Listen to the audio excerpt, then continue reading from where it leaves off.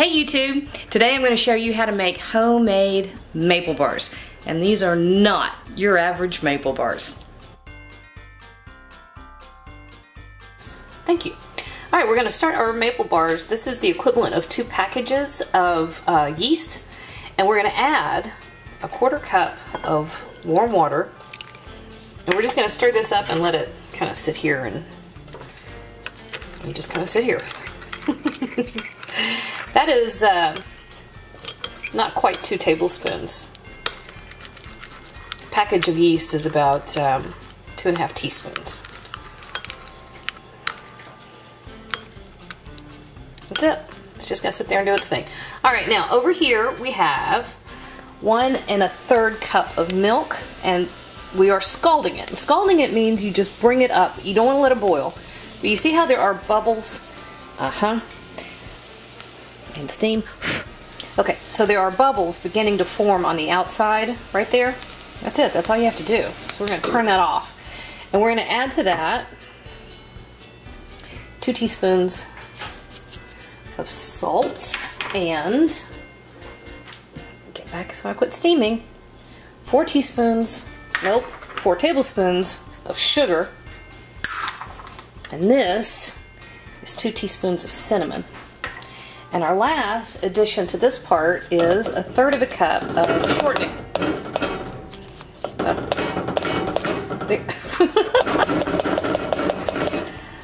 There we go. Alright, so we just stir this together, and we're going to let it sit here while the sugar dissolves and the shortening melts. And that's all there is to this step. Alrighty, we have our milk mixture over here cooling down, and I have 2 large eggs. I'm not going to whip these much, just a little, just to kind of get them going. And I'm going to show you something else real quick. Hang on, I don't know where to put that. Okay, that works. All right, so here is our yeast mixture, and it's kind of smoothed out as it has been sitting here. I'm going to have to put the camera down in a second, so I'm showing you all the elements. And that is a scant 5 cups of flour, just all-purpose flour. And that's, ooh, that's sunlight shining on our milk mixture. And it's all melted and everything has dissolved. All right, so here we go. I am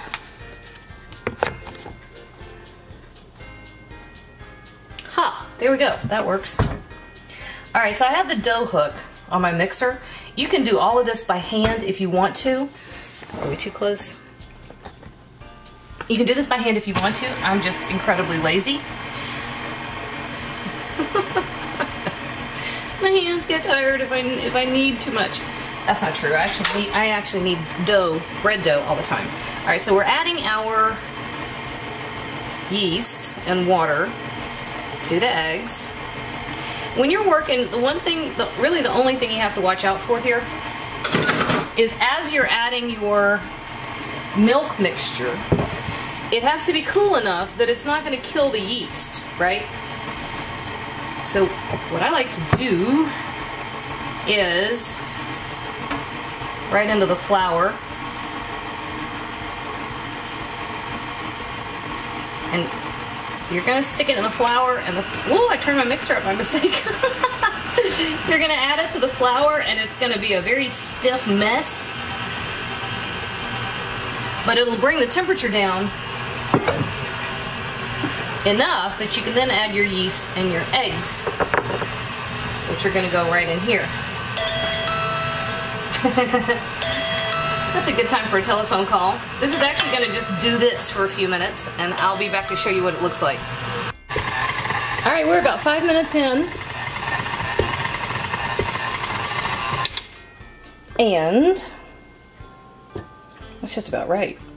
Oh. Looks like it's going to be sticky, but it's not. So that's pretty good. Well, my sunlight is in the worst possible spot for me to try to show you. There we go. Do you see it? It's a nice soft dough, which is perfect. All right. So at this point, we're simply going to cover this, and we're going to leave it alone, and we're going to let it rise for about an hour. That's all you got to do at this stage. Alrighty.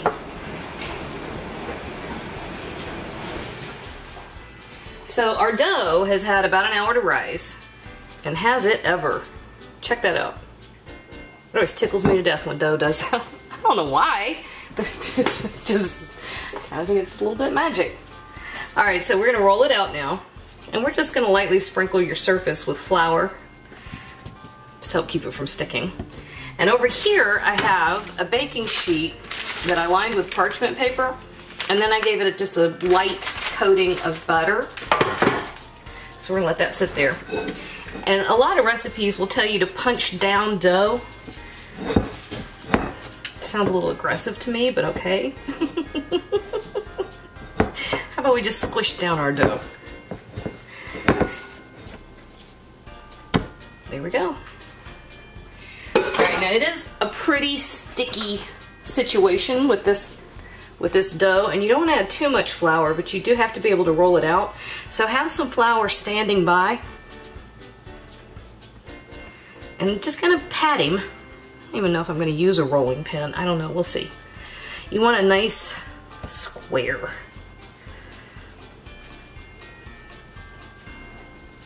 Maybe just a touch with the rolling pin. Not a square. You don't want a square. You want that other shape they teach you when you're 3 years old. Rectangles, thank you. And this is all it takes. I don't have my camera at the right spot, do I? Can't go too far, I'll knock it off the counter. So, not too thin. And nice and even. Ta-da! That's about all I'm gonna do. So, we're just going to pick him up and transfer to our baking sheet we got ready.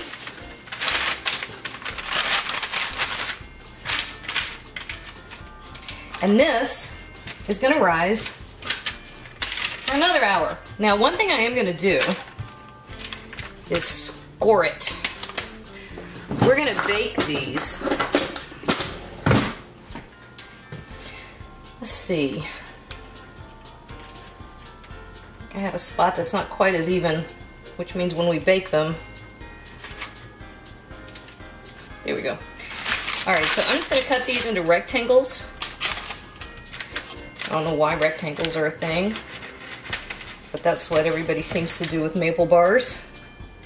I'm not gonna make them too big. I love when I mean, you can make them whatever size you want. I love when I do treats for the kids, but you don't want to do something that's like I think they should be smaller than commercial bakeries. This is just a personal opinion. I'm sure most commercial bakeries will listen to me. Take my advice into account. Honestly, I think they're too big. And you have here's the thing, you have a tendency to eat what you pick up. So if you pick up a giant one, you're gonna eat a giant one, right? So I like to make mine a little bit smaller,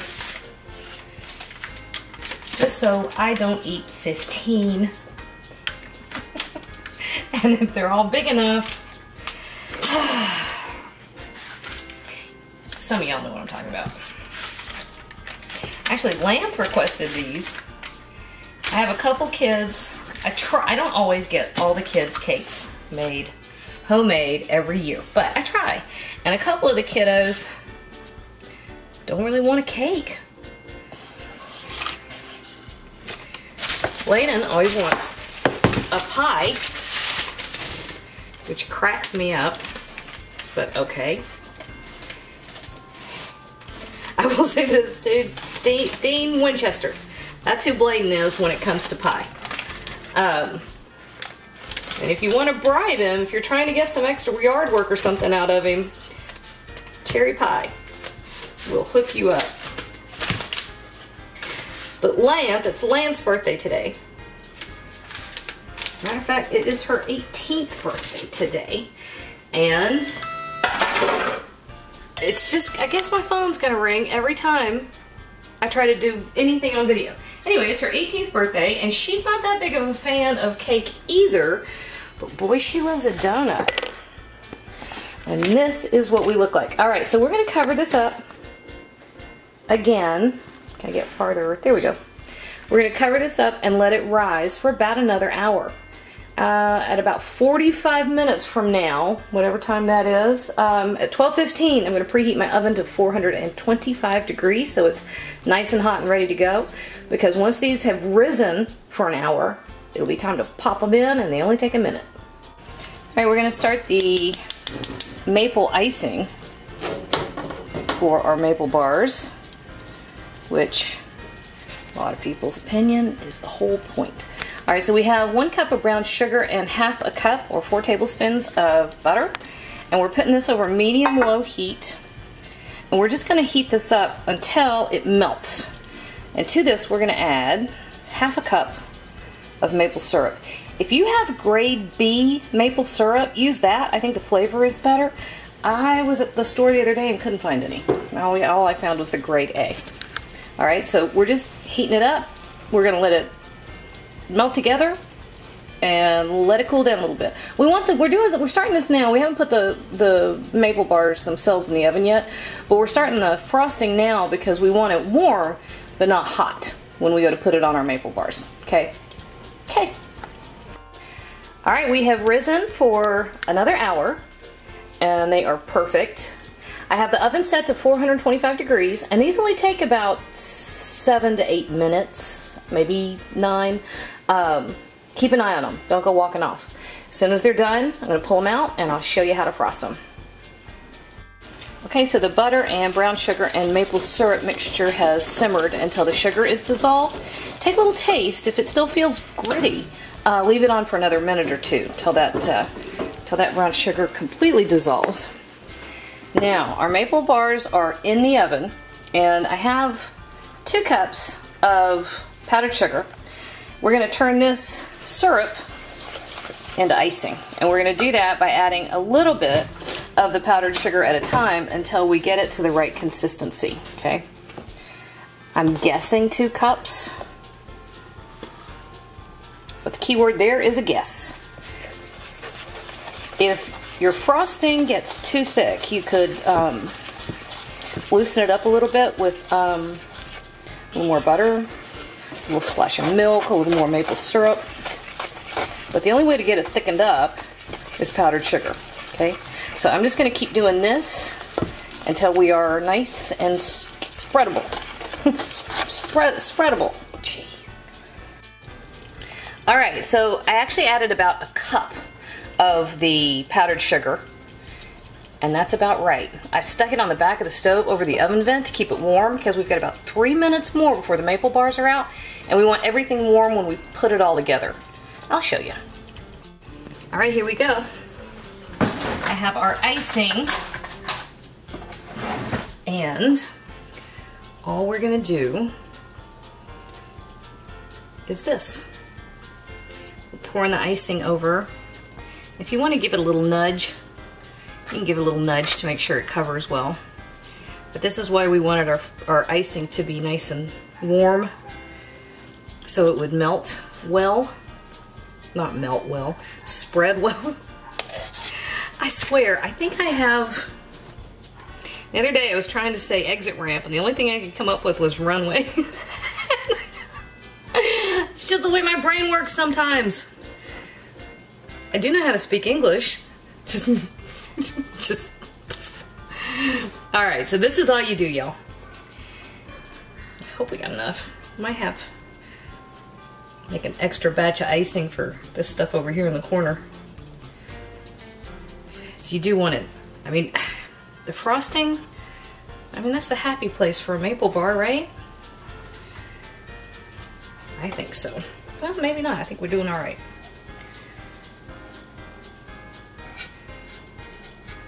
Now, it takes a little patience to do these, but not much.